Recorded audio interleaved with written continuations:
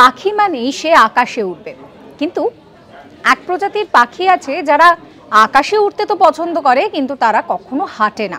তার কারণ তাদের পা ভীষণ দুর্বল হয়, তার জন্য তারা হাঁটে না। শুধু তাই নয়, তারা বেশ অলস প্রকৃতিরও হয়, সেই জন্যও তারা হাঁটা চলা করে না। তো যে পাখিটার কথা বলছি সেই পাখিটা কিন্তু পায়রারই একটা প্রজাতি, সবুজ পায়রা। মূলত মহারাষ্ট্রের রাষ্ট্রীয় পাখি বলা হয় এই পায়রাকে।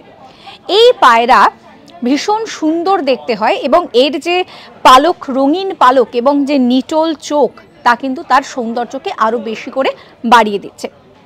এই সবুজ পায়রা একেবারে উঁচু গাছের ডালে বাসা বানায়, তো তার জন্য তারা পর্যাপ্ত পরিমাণে খাবার দাবার সব কিছুই পেয়ে যাচ্ছে।